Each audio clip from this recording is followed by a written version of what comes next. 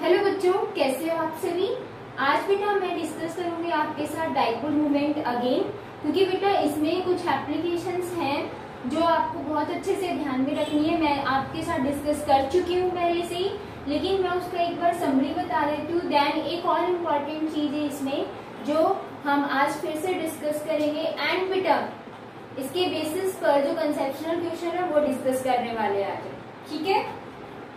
तो बेटा dipole moment की एप्लीकेशन हमने देखी थी, जिसमें फर्स्ट हमने ये कहा था कि ये प्रिडिक्शन करता है कि पोलर मॉलिक्यूल है या नहीं है, पोलरिटी को करता है ना। तो आपको बस एक चीज ध्यान रखनी है, वो क्या, अगर बेटा डाइपोल मोमेंट 0 होता है तो इसका मतलब वो नॉन पोलर मॉलिक्यूल होगा। एंड अगर डाइपोल मोमेंट की वैल्यू 0 नहीं होती है तो वो पोलर मॉलिक्यूल होगा, ठीक है।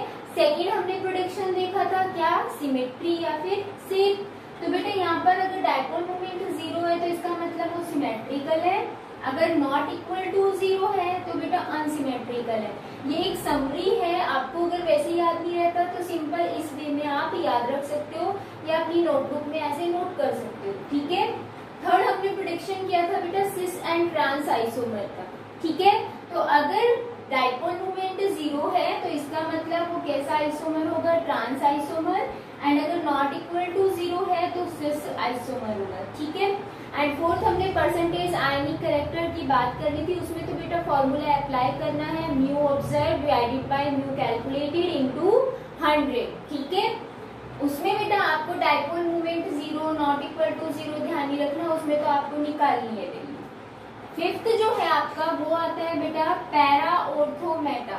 ये क्या होते हैं आइसोमर्स, मैं आपको एक्सप्लेन करूंगी। आपको इतना ध्यान रखना है, अगर बेटा डाइपोल मोमेंट की वैल्यू 0 आती है तो वो क्या होता है, पैरा आइसोमर्स। और अगर नॉट इक्वल टू 0 आती है तो वो ऑर्थो या फिर मेटा हो सकता है। तो ऑर्थो और मेटा की वैल्यूज क्या आएंगी वो देखनी है हमें, ठीक है। तो बेटा मैं एग्जाम्पल ले रही हूँ, देखो आपके पास ये क्या है, बेंजीन, ठीक है। अगर बेटा इस बेंजीन पर 2 एडजेसेंट पोजीशन, मतलब जो 2 नियर बाय कार्बन एक दूसरे से कनेक्टेड है या बॉन्डेड है, उनके ऊपर अदर कोई एटम प्रेजेंट हो, सपोज यहाँ क्लोरीन है, यहाँ भी क्लोरीन है, तो बेंजीन पर 2 एडजेसेंट एटम पर अगर कोई एटम्स 2 एटम्स प्रेजेंट होते हैं तो वो पोजीशन कौन सी होती है बेटा, ऑर्थो पोजीशन, ठीक है। अगर आपके पास फर्स्ट एंड थर्ड कार्बन पर क्या हो बेटा, एटम्स प्रेजेंट हो, सपोज इसको फर्स्ट माना है तो ये क्या आएगा, थर्ड। 1/3 जो पोजीशन होती है ये पोजीशन कौन सी होगी, 1-2 पोजीशन। अगर 1/3 पोजीशन की बात करें तो ये कौन सा होगा बेटा, मेटा, 1/3 पोजीशन। और अगर बेटा 1/4 पोजीशन पर एटम्स प्रेजेंट, तो जरूरी नहीं है सेम है, डिफरेंट भी हो सकते हैं, ठीक है। तो इसको हम क्या बोलेंगे, पैरा, ठीक है। 1/4 पोजीशन है ये, ध्यान रखना है बेटा आपको। तो इसका नेम क्या होगा, सिंपल है, ये बेंजीन है और यहाँ पर भी क्लोरीन है और यहाँ पर भी क्लोरीन है, तो हम ये बोल सकते हैं 1,2 डाइक्लोरोबेंजीन। ये तो इसका IUPAC नेम है। अगर आपको कॉमन नेम बोलना हो तो बेटा ऑर्थो यूज करना है, ठीक है, ऑर्थो डाइक्लोरोबेंजीन। यहाँ same meta dichlorobenzene, para dichlorobenzene. Di क्यों, क्योंकि क्लोरीन 2 है इसीलिए, ठीक है। तो बेटा यहाँ पर देखो, इसमें क्लोरीन जो है और ये वाला जो क्लोरीन है देखो कार्बन के साथ कनेक्टेड है, और अगर हम इलेक्ट्रोनेगेटिविटी देखें तो क्लोरीन की ज्यादा होती है। वेक्टर जो पोलरिटी है या इंडिविजुअल डाइपोल है वो कहाँ होगा, अपर साइड, और यहाँ पर क्या होगा बेटा, लोअर साइड। एक दूसरे के क्या है, अपोजिट, क्या करेंगे, कैंसिल आउट, इसीलिए डाइपोल मोमेंट क्या आएगा बेटा, 0, ठीक है। अगर हम इसकी बात करें तो देखो इसमें क्या है, अपर साइड, और इसमें इधर इस साइड, या हम कहें कि इनमें क्या है, लगभग इक्वल, एक ही डायरेक्शन के अंदर जा रहे हैं, एक दूसरे के अपोजिट नहीं है। इसीलिए जो ऑर्थो होता है इसकी जो वैल्यू आती है डाइपोल मोमेंट की वो 2.5 आती है, ठीक है। डीवे था तो डी लिख सकते हो आप कैपिटल में इसकी यूनिट। लेकिन देखो जो मेटा है बेटा, इसमें आपके पास individual dipole moment upper side और यहाँ पर इस साइड होगा, एक दूसरे के जस्ट अपोजिट नहीं है, ठीक है। इसीलिए एक दूसरे को कैंसिल आउट नहीं करेंगे तो इसके डाइपोल मोमेंट की वैल्यू कुछ ना कुछ आती है, और वो आती है बेटा 1.48। तो देखो बेटा, अगर आपसे पूछे कि ऑर्थो और मेटा में से डाइपोल मोमेंट की वैल्यू हाईएस्ट किसमें आती है, तो किसमें आती है, ऑर्थो में। क्यों आती है, क्योंकि इंडिविजुअल जो डाइपोल मोमेंट है, individual dipole moment same direction में है एज कंपेयर टू मेटा, इसीलिए इसमें डाइपोल मोमेंट की वैल्यू क्या आएगी, ज्यादा। यहाँ हम ये कहें सेम डायरेक्शन है तो रिजल्टेंट डाइपोल मोमेंट क्या होगा, हाई होगा, ठीक है। तो ये था बेटा डाइपोल मोमेंट की एप्लीकेशंस। अब इनके बेसिस पर कुछ कंसेप्शनल क्वेश्चन आते हैं, अभी हम वो डिस्कस करने वाले हैं, ठीक है। अच्छा बेटा, आपको एक चीज और ध्यान रखनी है, वो क्या है, अगर ऑर्थो मेटा पैरा में से अगर आपके पास सिर्फ ऑर्थो और पैरा पूछा जाता है कि इसका डाइपोल मोमेंट 0 क्यों है और इसकी वैल्यू हाई क्यों है, तो बहुत सिंपल सा आंसर देना, आपको सिर्फ इतना बताना है, इंडिविजुअल जो पोलैरिटी है वो एक दूसरे के अपोजिट डायरेक्शन में है, वो क्या करेगी, कैंसिल आउट करेगी, इसीलिए डाइपोल मोमेंट 0। कंसेप्शनल क्वेश्चन आ सकता है, ठीक है। एंड बेटा ऑर्थो में जो रिजल्टेंट डाइपोल मोमेंट है वो सेम डायरेक्शन में होता है या पोलैरिटी सेम डायरेक्शन में होती है। इंडिविजुअल डाइपोल मोमेंट क्या है, एक पर्टिकुलर इसका और एक पर्टिकुलर इसका, और रिजल्टेंट दोनों का सेम, ठीक है, ये चीज ध्यान रखना। तो बेटा यहाँ पर मैंने अगर ये कहा डाइपोल मोमेंट इंडिविजुअल, या फिर हम क्या बोल सकते हैं, पोलैरिटी, क्योंकि डाइपोल मोमेंट किसको बताता है, पोलैरिटी को बताता है ना।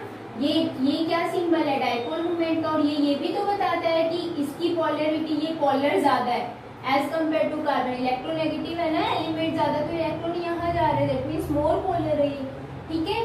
तो आपको ये चीज ध्यान रखनी है, अगर इंडिविजुअल डाइपोल मोमेंट या पोलैरिटी दोनों इंडिविजुअल की क्या हो, सेम डायरेक्शन में हो, तो डाइपोल मोमेंट हाईएस्ट होता है, ठीक है बेटा। अब इसके कुछ हम क्या देख रहे हैं, कंसेप्शनल क्वेश्चन, बहुत इजी है, डिस्कस कर लिया था। एक तो हमने कौन सा, पैरा और ऑर्थो वाला भी किया है ना हमने, हम बता सकते हैं। देखो अगर आपके पास एक ऐसा क्वेश्चन आए, एक तो बहुत इंपॉर्टेंट है जो मोस्टली पूछा जाता है, वो हम डिस्कस करेंगे, लेकिन बेटा इसमें अगर आपसे ये पूछा जाए कि जो H2O है एंड जो H2S है, which have higher dipole moment,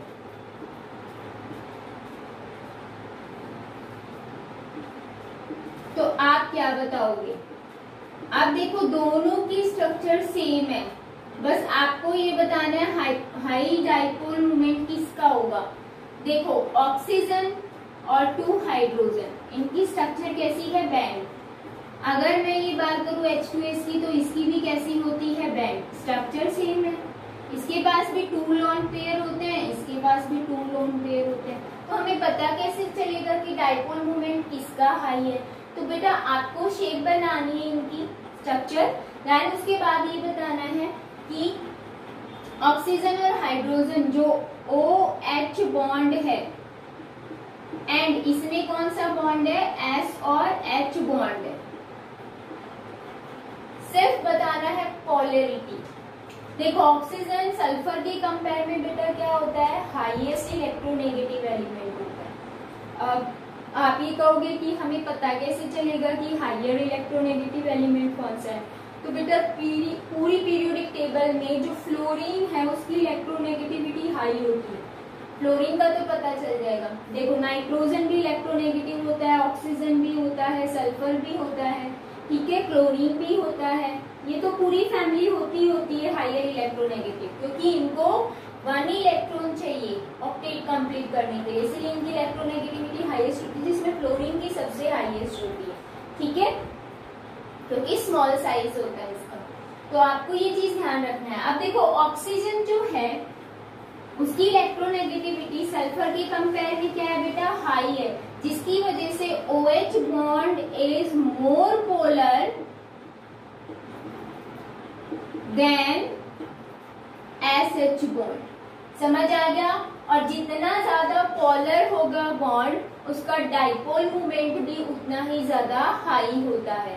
तो फर्स्ट क्वेश्चन हमारा हो गया कि अगर आपसे पूछते H2 एंड H2S में से कौन सा हाइयर पोलर है या फिर ये हाइयर डाइपोल मोमेंट है, तो बस आपको ये बताना है in H2O OH bond is more polar than SH bond, so it's have higher dipole moment. Clear है? ये चीज ध्यान रखनी है, जितना ज्यादा पोलर होगा बॉन्ड उतना ज्यादा डाइपोल मोमेंट होता है। First question complete. सेकंड देखो बेटा, सेकंड क्या आ सकता है, बहुत सिंपल सा है।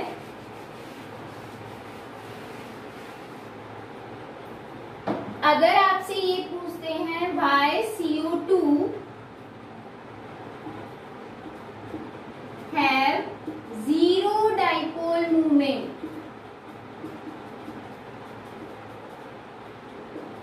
अब इसका क्या आंसर दोगे? बहुत सिंपल है। देखो ये ट्राई एटॉमिक मॉलिक्यूल है ना, कार्बन के साथ क्या है 2 ऑक्सीजन, ठीक है, डबल बॉन्डेड। तो हम ये कहते हैं कि जो CO बॉन्ड है दोनों में, उनमें दोनों की पोलरिटी क्या है? सेम। क्यों? क्योंकि जो इंडिविजुअल डाइपोल मोमेंट है वो क्या है बेटा? एक दूसरे के अपोजिट डायरेक्शन में है और ये क्या कर देंगे? एक दूसरे को कैंसिल आउट कर देते हैं। तो हम ये कहेंगे कि इसमें जो पोलरिटी है CO बॉन्ड की वो क्या है बेटा? Same. Polarity of CO bond is same, ठीक है। बट इंडिविजुअल डाइपोल मोमेंट या फिर पोलरिटी, ठीक है, dipole moment cancel out to each other, ठीक है।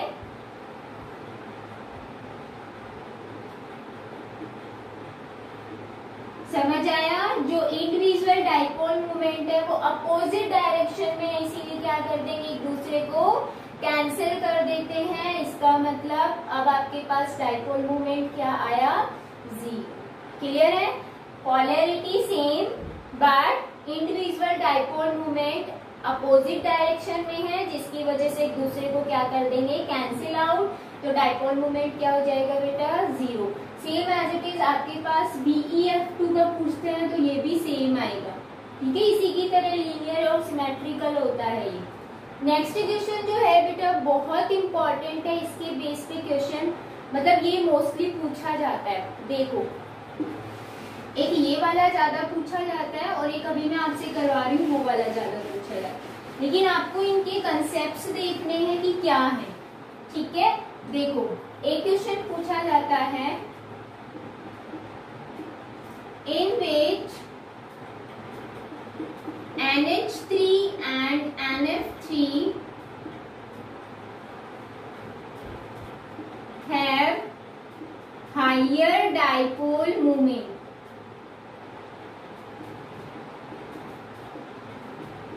तो अब आप क्या बताओगे?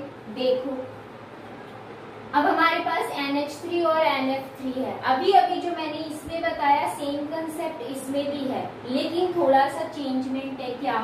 देखो NH3 नाइट्रोजन के पास एक है लॉन पेयर और 3 बेटा क्या बन रहे हैं? बॉन्ड, ठीक है। एंड NF3 में भी एक क्या है? लॉन पेयर एंड फ्लोरीन आपके पास है 3। थोड़ा सा चेंजमेंट है, वो क्या? देखो इसमें सेंट्रल एटम क्या है? सेम और सराउंडिंग एटम क्या है? डिफरेंट। इसमें बेटा सेंट्रल एटम डिफरेंट थे, सराउंडिंग एटम सेम थे। तो देखो इस केस में क्या होगा? सबसे पहले इसमें देखेंगे नाइट्रोजन और हाइड्रोजन में से इलेक्ट्रोनेगेटिव एलिमेंट कौन है? नाइट्रोजन। इंडिविजुअल डाइपोल मोमेंट किस डायरेक्शन में होगा? अपर साइड, ठीक है। इसमें भी अपर साइड होगा और इसमें भी अपर साइड होगा। तो जो रिजल्टेंट डाइपोल मोमेंट है वो क्या हो रहा है बेटा? प्लस हो रहा है, ऐड हो रहा है, ठीक है। अब इसमें देखिए नाइट्रोजन और फ्लोरीन में से मैंने आपको बताया था पूरी पीरियोडिक टेबल में फ्लोरीन की इलेक्ट्रोनेगेटिविटी हाई है, तो इंडिविजुअल डाइपोल मोमेंट किस डायरेक्शन में होगा? फ्लोरीन के साइड में। यहाँ भी फ्लोरीन के साइड में और यहाँ भी फ्लोरीन के साइड में, ठीक है। तो देखो नाइट्रोजन पे और फ्लोरीन में अगर हम देखते हैं और नाइट्रोजन और हाइड्रोजन में देखते हैं तो ज्यादा पोलर कौन है बेटा, NF बॉन्ड है या NH बॉन्ड है? बहुत सिंपल सा आंसर है, क्योंकि अभी हमने कहा कि ये तो इलेक्ट्रोनेगेटिव एलिमेंट होता ही नहीं है, इसमें फ्लोरीन भी है, नाइट्रोजन भी, लेकिन इसकी इलेक्ट्रोनेगेटिविटी क्या है बेटा, ज्यादा है। तो हम ये कहते हैं इस केस में हाई क्या है बेटा, पोलर, क्योंकि NF बॉन्ड क्या है, higher polar as compare to NH, इसीलिए हम कहेंगे डाइपोल मोमेंट किसका हाइयर होगा, NF3 का। नहीं, ठीक है, अगर हम ये वाला कंसेप्ट देखेंगे तो ये हो गया, बट बेटा यहाँ पर क्या है, लॉन पेयर ऑफ इलेक्ट्रॉन भी तो है, तो हम ये कहेंगे कि अगर आप ये ऊपर वाला कंसेप्ट इसमें लगा दोगे ना तो आपका रॉन्ग हो जाएगा। देखो ये जो लॉन पेयर ऑफ इलेक्ट्रॉन है इसका भी डाइपोल मूवमेंट, क्योंकि ये फ्री है, ठीक है, तो ये तो सबसे ज्यादा अफेक्ट करता है। तो इसमें देखो रिजल्टेंट अगर देखें तो क्या आ रहा है, ऐड हो रहा है, तो NH3 का डाइपोल जो मूवमेंट होगा उसकी वैल्यू जो होगी कुछ ना कुछ आएगी, ठीक है। लेकिन बेटा अगर NF3 में देखें, अगर आपको कंसेप्ट देखना है तो या लॉन पेयर भी देखना पड़ेगा, ठीक है। देखो इसमें लॉन पेयर का है अपर साइड, देन यहाँ पर है लोअर साइड, तो एक दूसरे की क्या है बेटा, अपोजिट, तो इसकी वैल्यू थोड़ी सी क्या हो जाएगी, कम हो जाएगी। तो NF3 का डाइपोल मूवमेंट जो है उसकी भी सम वैल्यू कुछ ना कुछ आएगी, बट आपको ये देखना है कि किसकी हायर है किसकी लोअर है। तो बहुत सिंपल है, इसका कंसेप्ट अलग रखना है, इसका अलग, इसमें आपको पोलर देखना नहीं है, आपको ये बताना है क्योंकि दोनों है तो पोलर ही। इसमें जो रिजल्टेंट डाइपोल मूवमेंट है वो कहाँ है बेटा, सेम डायरेक्शन में, आंसर आपको ये देना है सेम डायरेक्शन में, इसीलिए इसका डाइपोल मूवमेंट अमोनिया का क्या होगा, ज्यादा होगा एज कंपेयर टू NF3। तो आपको ये पोलर नहीं देखना है इस केस में, ठीक है। इसमें क्या हो रहा है बेटा, रिजल्टेंट डाइपोल मूवमेंट क्या है, सम अमाउंट एक दूसरे को कैंसिल कर रहा है। देखो अगर ये एक दूसरे को कैंसिल कर रहे हैं तो बेटा ये दो बचे तो इनकी वैल्यू क्या होगी, थोड़ी सी कम होगी। तो आप ये बताओगे NH3 has higher dipole movement as compare to NF3, ठीक है। क्यों, क्योंकि इसमें जो रिजल्टेंट डाइपोल मूवमेंट है इन सेम डायरेक्शन, बस रीजन ये देना है, resultant dipole movement is in same direction, clear.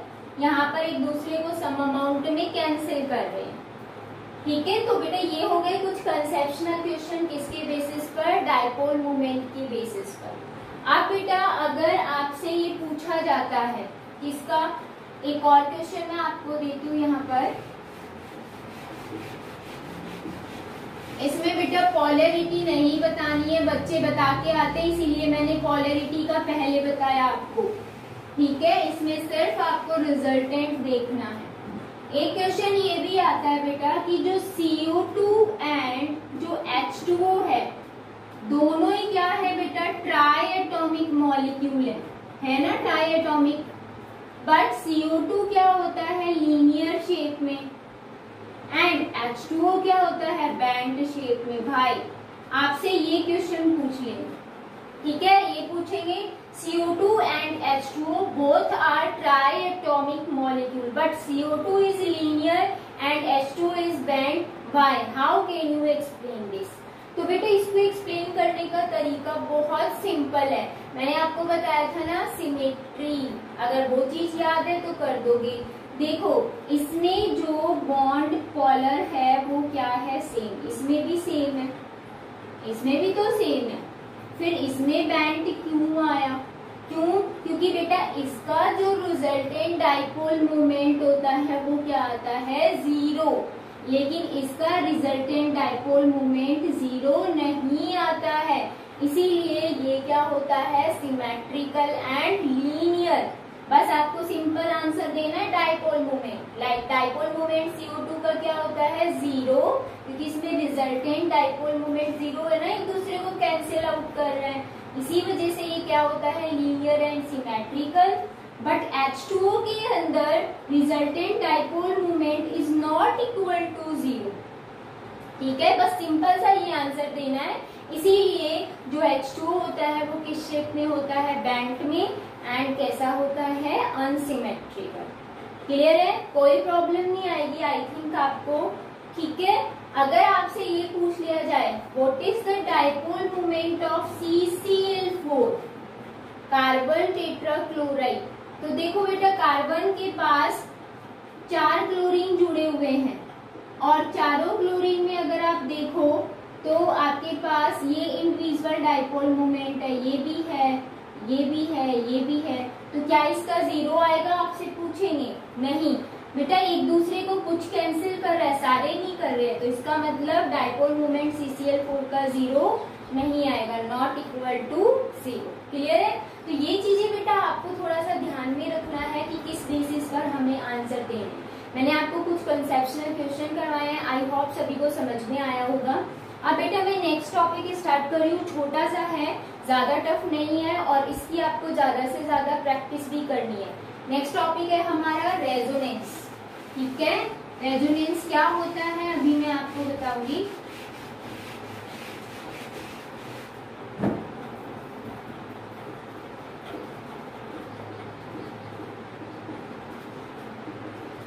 बेटा जो एक स्ट्रक्चर होती है मॉलिक्यूल की, वो कंप्लीट इंफॉर्मेशन नहीं देती है किसी भी मॉलिक्यूल के बारे में, एटम के बारे में, उसमें जो एटम्स प्रेजेंट होते हैं, इलेक्ट्रॉन्स प्रेजेंट होते हैं, ठीक है, तो उसके बारे में कंप्लीट इंफॉर्मेशन नहीं देती है। तो बेटा क्या होता है, कुछ इमेजिनरी स्ट्रक्चर्स बनाई जाती है जो कि हमें किसी भी मॉलिक्यूल की कंप्लीट स्ट्रक्चर के बारे में एक्सप्लेन करती है। उन इमेजिनरी स्ट्रक्चर्स को हम बोलते हैं बेटा रेजोनेटिंग स्ट्रक्चर, एंड इस फिनोमिनन को हम बोलते हैं रेजोनेंस। तो हम ये कहते हैं जो more than one structure, more than one जो स्ट्रक्चर्स होती हैं वो क्या बताती है बेटा, structures which explain complete structure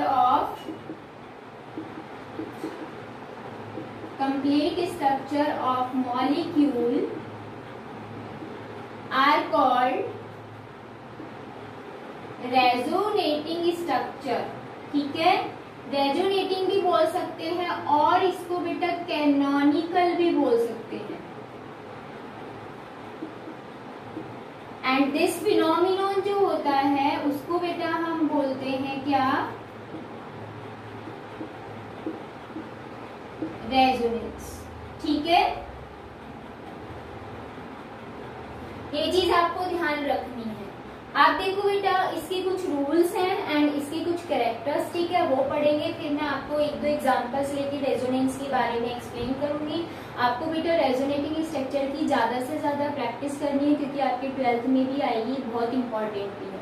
ठीक है, तो बेटा इसके अंदर देखो सबसे पहले रूल्स क्या होते हैं किसी भी रेजोनेटिंग स्ट्रक्चर को ड्रॉ करने के लिए।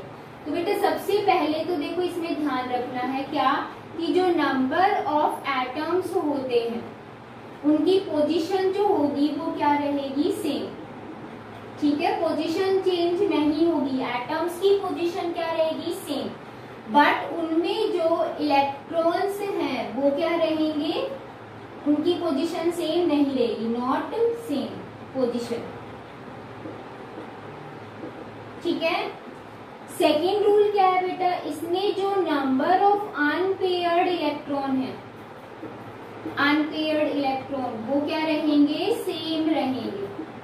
ठीक है, जो टोटल अनपेयर्ड इलेक्ट्रॉन है वो बेटा सेम रहेंगे, चेंज नहीं होंगे। किसमें, कैनोनिकल जो डिफरेंट स्ट्रक्चर आएगी ना उसमें। ठीक है, एंड बेटा इलेक्ट्रॉन की पोजीशन सेम नहीं होगी बेटा, लेकिन टोटल इलेक्ट्रॉन पेयर क्या रहेंगे, सेम रहेंगे। ये चीज आपको ध्यान रखनी है। ठीक है, third, total electron pair are same. And बेटा थर्ड क्या, फोर्थ पॉइंट क्या है ये, कि इसमें बेटा जो टू एडजेसेंट पोजीशन है उनमें या फिर टू डिफरेंट जो एटम्स है उनमें क्या हो सकता है, चार्ज आ सकता है। अगर बेटा नेगेटिव चार्ज आता है तो इसका मतलब वो क्या है, मोर इलेक्ट्रोनेगेटिव। ठीक है, और अगर पॉजिटिव चार्ज आता है तो बेटा इसका मतलब क्या होगा, वो क्या है, लेस इलेक्ट्रोनेगेटिव। एंड बेटा फिफ्थ पॉइंट है, बहुत इंपॉर्टेंट है क्या, कि जो टू एडजेसेंट पोजीशन होती है, एडजेसेंट पोजीशन कौन सी होती है, बिल्कुल नियर बाय जहां पर टू एटम्स बॉन्डेड है। जैसे मैंने आपसे ये रेजोनेटिंग स्ट्रक्चर में इसकी बनाऊंगी अभी, तो बेटा देखो ये वाला कार्बन इस वाले कार्बन से जुड़ा है, तो ये है एडजेसेंट पोजीशन। अगर आपसे ये कहे 1/3, तो बेटा ये एडजेसेंट नहीं है, क्योंकि ये इससे डायरेक्ट नहीं जुड़ा हुआ। डायरेक्ट जो जुड़े हुए रहेंगे एटम्स वो क्या रहेंगी, एडजेसेंट पोजीशन। तो two adjacent position not have same charge. ध्यान रखना है बेटा, सेम चार्ज कभी नहीं होगा। ये नहीं हो सकता कि इस वाले पे भी पॉजिटिव आ गया और इस वाले पे भी पॉजिटिव आ गया, कभी नहीं हो सकता। ठीक है, ध्यान रखना, वो रूल के अकॉर्डिंग नहीं है, वो रेजोनेटिंग स्ट्रक्चर नहीं होगी। सेम चार्ज कभी भी टू एडजेसेंट पोजीशन पर नहीं होगी। क्लियर? तो ये कुछ रूल्स थे। आप देखो इसमें बेटा कुछ कैरेक्टरिस्टिक भी निकल के आएंगे, वो मैं आपको एक्सप्लेन करूंगी। इन रूल्स के अकॉर्डिंग आपको अगर रेजोनेटिंग स्ट्रक्चर बनानी हो तो कैसे बनाएंगे। पहले मैं रेजोनेटिंग स्ट्रक्चर बना देती हूँ, देन कैरेक्टरिस्टिक की बात करेंगे। ठीक है, तो आपके पास सपोज ये स्ट्रक्चर है, इसको हम क्या बोलते हैं, बेंजीन। बेटा ये कैपुले स्ट्रक्चर है। सबसे पहले डेवार साइंटिस्ट ने दी थी, उसमें जब रेजोनेटिंग स्ट्रक्चर बनाई तो वो स्टेबल नहीं थी। फिर कैपुले ने बेटा अपनी स्ट्रक्चर दी थी बेंजीन की, जो आपके पास अब जो आती है, आप जो स्टडी करते हो ना बेटा, ये वाली स्ट्रक्चर, ये क्या होती है, रेजोनेंस सॉरी कैपुले स्ट्रक्चर। ठीक है, बेंजीन की ये आपके पास है बेंजीन। इसमें देखो बेटा कौन सी स्ट्रक्चर बन सकती है, क्या अगर ये पूरा बॉन्ड पेयर इधर आ जाए, ये इधर मूव करे एंड ये वाला इधर मूव करे, जैसे ही मूव करेंगे देखो क्या बना, ये वाला बॉन्ड इधर आ गया, ये वाला इधर। बॉन्ड नहीं खिसकता, एक्चुअल में इलेक्ट्रॉन्स क्या कर रहे हैं, मूव कर रहे हैं। मैंने आपको कहा था ना कि इलेक्ट्रॉन की पोजीशन सेम नहीं होती, क्योंकि वो मूव करते रहते हैं। तो जैसे ही मूव करेंगे बॉन्ड की पोजीशन क्या मिलेगी, आपको चेंज मिलेगी।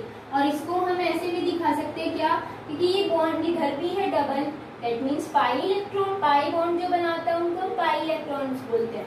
अब ये कहाँ है, इधर भी है, फिर ये इधर है, फिर इस साइड भी है, यहाँ भी है, यहाँ भी। इसका मतलब ये जो पाई इलेक्ट्रॉन्स होते हैं ये पूरी रिंग में रोटेट करते रहते हैं। बेटा जो डिफरेंट टाइप ऑफ स्ट्रक्चर्स होती हैं उनको हम क्या बोलेंगे, कैनोनिकल। ये भी कैनोनिकल है, ये भी, या फिर रेजोनेटिंग है। बट एक स्ट्रक्चर्स ऐसी आती है जो कंप्लीट इंफॉर्मेशन देती है, ठीक है, एटम्स की भी, इलेक्ट्रॉन्स की भी, सभी की, उसको हम बोलते हैं बेटा रेजोनेंस हाइब्रिड। ध्यान रखना है आपको, रेजोनेंस हाइब्रिड। ठीक है, डिफरेंट टाइप ऑफ स्ट्रक्चर्स जो होंगी वो होंगी कैनोनिकल, बट एक उनका जो रिजल्ट स्ट्रक्चर आएगा, रिजल्टेंट जो स्ट्रक्चर आता है उसको हम क्या बोलते हैं, रेजोनेंस हाइब्रिड। इसीलिए बेटा जो बेंजीन होता है हम उसको ऐसे भी लिखते हैं। इसका मतलब इसमें जो पाई इलेक्ट्रॉन्स है वो क्या है, किसी भी पोजीशन पे हो सकते हैं। ठीक है, तो यहाँ पर आप ऐसे भी बनाते हो, ऐसे भी बनाते हो और ऐसे भी बनाते हो, तो ये रेजोनेंस हाइब्रिड है। क्लियर? अगर आपसे देखो पूछते हैं कि CO2 की स्ट्रक्चर कैसी है, ये तो इस रिंग की है। अगर आपसे पूछते हैं what is the resonating structure of CO2, तो बेटा CO2 की कैसे बनाओगे, हमें पता है कि कार्बन के साथ ऑक्सीजन है 2 डबल बॉन्डेड। अब हमें पता है कार्बन के पास 4 वैलेंस इलेक्ट्रॉन है, इसके पास 4 ये है, ऑक्सीजन के पास 6 होते हैं। 2 तो इधर है बेटा, 2 ऊपर लगा दो, 2 इधर लगा दो, 6 हो गए। सेम एज इट इज यहाँ पर भी आपको करना है। ये स्ट्रक्चर किसकी है, CO2 की, तो हम इसको लोएस्ट ऑर्डर स्ट्रक्चर भी बोल सकते हैं। तो क्या ये एक स्ट्रक्चर कंप्लीट इंफॉर्मेशन देती है, नहीं। तो बेटा इसमें क्या होता है, अगर इलेक्ट्रॉन पेयर यहाँ मूव कर जाए, पूरा का पूरा इलेक्ट्रॉन पेयर यहाँ मूव करता है, तो कैसी स्ट्रक्चर बनेगी, ये देखो आपस में चेंज हो सकती है। तो डबल एरो से रिप्रेजेंट करना, ये ध्यान रखना रेजोनेटिंग स्ट्रक्चर को ऑलवेज। कार्बन के पास यहाँ है ट्रिपल बॉन्ड और यहाँ है ओनली सिंगल बॉन्ड। अब देखो 1 2 3 4 5 6 बचा कितना, ओनली 1 इलेक्ट्रॉन पेयर, यहाँ पर 6। ठीक है, तो यहाँ पर माइनस चार्ज आ जाता है और यहाँ पर बेटा प्लस चार्ज आ जाता है। जब भी रेजोनेटिंग स्ट्रक्चर बनेगी तो चार्ज जनरेट हो जाता है। इसमें चार्ज जनरेशन क्यों नहीं दिखाई, क्योंकि बॉन्ड की पोजीशन चेंज कर दी, बट सभी की वैलेंसीज क्या है, सेम है, चेंज नहीं हुई। ठीक है, यहाँ पर देखो बेटा, अगर इलेक्ट्रॉन पेयर जो अनपेयर्ड इलेक्ट्रॉन है उसकी बात करें तो 1 2 3 एंड 4, फोर्थ पेयर इधर भी काउंट करो, 1 2 3 and 4। Number of unpaired electron क्या है बेटा, सेम है। ध्यान रखना, number of unpaired electron same आने चाहिए।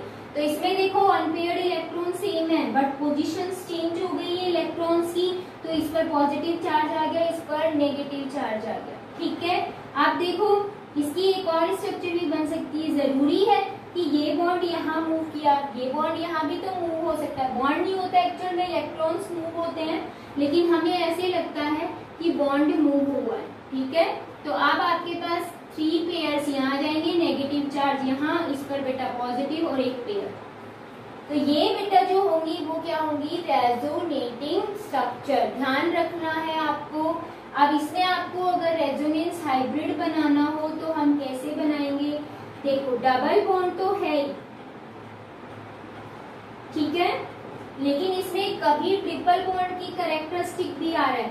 दैट मीन्स ट्रिपल बॉन्ड की कैरेक्टरिस्टिक, यहाँ भी क्या आ रहा है, ट्रिपल बॉन्ड की कैरेक्टरिस्टिक, इस पर नेगेटिव और इस पर पॉजिटिव चार्ज भी आ रहा है। ठीक है, तो ये चीज ध्यान रखना है, ये आपका आ जाएगा रेजोनेंस हाइब्रिड। तो ये होती है रेजोनेटिंग स्ट्रक्चर्स। ठीक है, ऐसे ही आपको बनानी होती है किसकी, CO3 की। CO3 2 नेगेटिव आयंस आपने सुना है ना, सेम स्ट्रक्चर उसकी भी बना के देखेंगे। ठीक है, देखो CO3 2 नेगेटिव है, इसकी लोएस्ट डॉट स्ट्रक्चर बनाते हैं। कार्बन के पास है 4 इलेक्ट्रॉन, 4 इलेक्ट्रॉन 4 बॉन्ड बना दिया। ठीक है, इस पर 1 नेगेटिव, इस पर 1 नेगेटिव, इलेक्ट्रॉन पेयर दिखा दो, इस पर 2 आएंगे एंड इस पर बेटा 3 इलेक्ट्रॉन पेयर। सिंगल बॉन्डेड जब भी ऑक्सीजन होगा उस पर 3 इलेक्ट्रॉन्स पेयर होंगे, ये चीज ध्यान रखना है। मुझे ये बताने की जरूरत नहीं है क्योंकि लोएस्ट डॉट स्ट्रक्चर मैं बता चुकी हूँ आपको कि कैसे ड्रॉ की जाती है।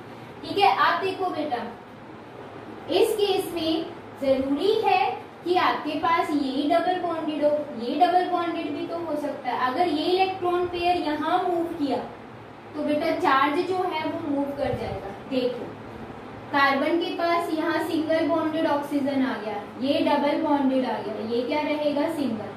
अब कुछ बच्चे सोच रहे होंगे क्या कि मैम ने तो ये कहा था कि 2 सेम चार्ज नहीं आने चाहिए एडजेसेंट पोजीशन पे। तो बेटा ये एडजेसेंट नहीं है, एडजेसेंट पोजीशन ये है, कार्बन एंड ऑक्सीजन जिसके साथ बॉन्डेड होते हैं वो एडजेसेंट पोजीशन। कार्बन पर नेगेटिव नहीं आएगा, ऑक्सीजन पर अगर नेगेटिव है तो। ठीक है, ये चीज माइंड में क्लियर रखना है बेटा। इलेक्ट्रॉन पेयर अब कितने हो जाएंगे बेटा, 3, यहाँ पर कितने हो जाएंगे 2 एंड यहाँ पर भी कितने हैं 3। ठीक है, इसकी एक और स्ट्रक्चर बन सकती है क्या कि ये पाई इलेक्ट्रॉन यहाँ मूव कर जाए, ये पाई इलेक्ट्रॉन मूव करेंगे इधर, दैट मीन्स इलेक्ट्रॉन पेयर जो अनपेयर्ड इलेक्ट्रॉन है वो भी मूव इधर कर जाएगा। तो आपके पास स्ट्रक्चर क्या आएगी, single bonded oxygen negative, electron pair दिखा दो 3। ठीक है, सिंगल बॉन्डेड ऑक्सीजन यहाँ negative 3 pairs and double bonded oxygen 2 pairs. तो देखो रेजोनेटिंग स्ट्रक्चर कितनी बनी इसकी, 3, रेजोनेटिंग स्ट्रक्चर 3 बनी है और यहाँ भी कितनी बनी थी, 1 2 3। ठीक है, तो अगर आपसे पूछते कितनी बनी तो आप बता सकते हो। ठीक है, तो देखो इसमें क्या हो रहा है, सिंगल सिंगल बॉन्डेड तो है ही कार्बन के साथ ऑक्सीजन, बट इसमें क्या हो रहा है, डबल बॉन्डेड कैरेक्टरिस्टिक तीनों के पास आ रहे हैं एंड बेटा चार्ज क्या आ रहा है, 2 नेगेटिव, 2 नेगेटिव ही है। तो बेटा ये आपकी कौन सी हो गई, रेजोनेंस हाइब्रिड स्ट्रक्चर। ठीक है, ये होती है रेजोनेटिंग स्ट्रक्चर और ये 1 होगी रेजोनेंस हाइब्रिड। अब हमें बताने हैं कैरेक्टरिस्टिक, क्या क्या कैरेक्टरिस्टिक होते हैं। ठीक है, तो आई होप सभी को समझ में आ गया होगा रेजोनेंस, और बहुत इजी स्ट्रक्चर होती है बेटा। आपकी बुक में जो क्वेश्चंस दिए हुए हैं रेजोनेटिंग स्ट्रक्चर्स की, ये एग्जांपल्स दिए हुए हैं, वो आपको प्रैक्टिस करनी है। ठीक है, तो अभी हम देखते हैं characteristic of resonance and over करते हैं बेटा इस टॉपिक को। तो नेक्स्ट है रेजोनेंस की कैरेक्टरिस्टिक, ठीक है। सबसे फर्स्ट आता है बेटा, वो क्या आता है देखो, रेजोनेंस में अभी अभी हमने देखा क्या कि एक रेजोनेंस हाइब्रिड बन रहा है ना। तो बेटा जितनी भी कैनोनिकल स्ट्रक्चर्स थी उनमें नंबर ऑफ एटम सेम थे, नंबर ऑफ इलेक्ट्रॉन पेयर भी सेम थे, नंबर ऑफ अनपेयर्ड भी इलेक्ट्रॉन सेम थे। तो इसका मतलब जो कैनोनिकल जो स्ट्रक्चर होगी उनकी एनर्जी क्या होगी बेटा, सेम होगी। ध्यान रखना है, जितनी भी कैनोनिकल स्ट्रक्चर होती है उन सभी की जो एनर्जी है वो क्या होती है, same. And number of unpaired electron भी क्या होते हैं, सेम, ठीक है। नेक्स्ट पॉइंट सेकंड, क्या कि जो रेजोनेटिंग स्ट्रक्चर होती है उनकी जो एनर्जी होती है उनको बेटा हम रेजोनेंस एनर्जी बोलते हैं, ठीक है। जो कैनोनिकल डिफरेंट स्ट्रक्चर्स की उनकी एनर्जी को हम क्या नेम देते हैं, resonance energy.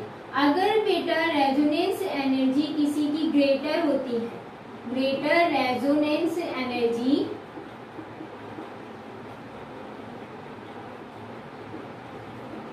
Stability will be high. समझ आ रहा है, अगर रेजोनेंस एनर्जी ज्यादा होगी तो स्टेबिलिटी उसकी क्या होगी बेटा, हाई। तो जो रेजोनेटिंग स्ट्रक्चर्स होती हैं, ठीक है, रेजोनेटिंग स्ट्रक्चर यहाँ हम उसको क्या बोल रहे थे, कैनोनिकल, बेटा उनकी जो रेजोनेंस एनर्जी होती है वो क्या होती है, लोअर। ये वाली एनर्जी क्या होती है, लोअर। बट जो रेजोनेंस हाइब्रिड होता है उसकी बेटा क्या होती है, हाई होती है। तो आपको एक चीज समझ में आ गई होगी क्या, कि जो रेजोनेंस हाइब्रिड होती है as compare to canonical structure उसकी रेजोनेंस एनर्जी क्या होती है, हाई होती है। इस वजह से उसकी स्टेबिलिटी भी क्या होती है बेटा, ज्यादा होती है। जितनी भी रेजोनेटिंग स्ट्रक्चर है उनसे ज्यादा होती है, ठीक है।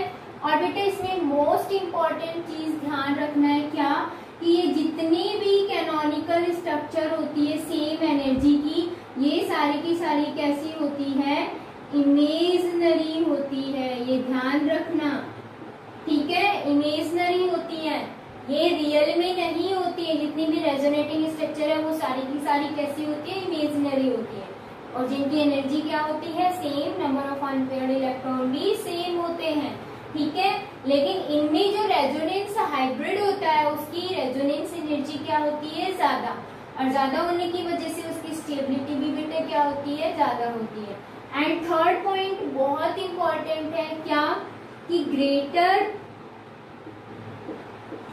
Formation of canonical structure, canonical या फिर रेजोनेटिंग, ठीक है। कैनोनिकल स्ट्रक्चर की फॉर्मेशन जितनी ज्यादा होगी उसकी स्टेबिलिटी भी उतनी ही ज्यादा होगी। ध्यान रखना, स्टेबिलिटी विल बी हाई, ठीक है। बस इतने से 4 पॉइंट है। 4 क्या हमने बता दिया कि ये इमेजिनरी होती है, एनर्जी क्या होती है, सेम होती है, और ग्रेटर अगर रेजोनेंस एनर्जी होगी तो स्टेबिलिटी भी ग्रेटर होगी।